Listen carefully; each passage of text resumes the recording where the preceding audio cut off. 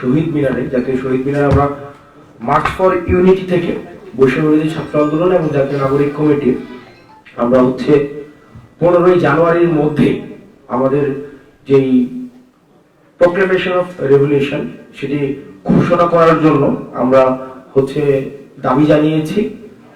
ইতিমধ্যেই আপনারা জানেন এই অন্তর্বর্তীকালীন সরকার এই ঘোষণার প্রতিশ্রুতি, এই ঘোষণা বাস্তবায়নের প্রতিশ্রুতি ওনারা ব্যক্ত করেছেন।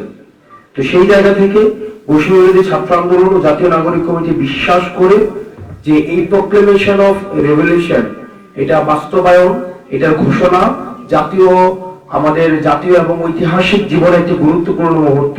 স্যান্ডেলিনা সো রূপচর্চায় আভিজাত্য এবং এই অভ্যুত্থানে যেমন বাংলাদেশের প্রত্যেকটি অংশীজনের, বাংলাদেশের প্রত্যেক শ্রেণীর মানুষের অংশগ্রহণ ছিল, প্রান্তিক জনপদ থেকে শহর পর্যন্ত সবার অংশগ্রহণ ছিল, ঠিক একইভাবে আমরা প্রত্যাশা করি এই ঘোষণাপত্রে জনমানুষের, প্রত্যেক শ্রেণীর জনমানুষের আশা আকাঙ্ক্ষার প্রতিফলন ঘটবে।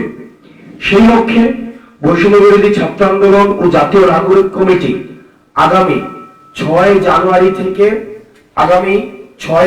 থেকে 11ই জানুয়ারি পর্যন্ত দেশব্যাপী আমরা কর্মসূচি ঘোষণা করছি। এই কর্মসূচিতে আমরা দেশব্যাপী জনসংযোগ কর্মসূচি বা মানুষের কাছে যাওয়া, আমরা কর্মসূচি ঘোষণা করছি যেখানে আমরা মানুষের কাছে লিফলেট বিতরণ করব, আমরা সমাবেশ করব এবং বিভিন্ন মাত্রার জনসংযোগ করব।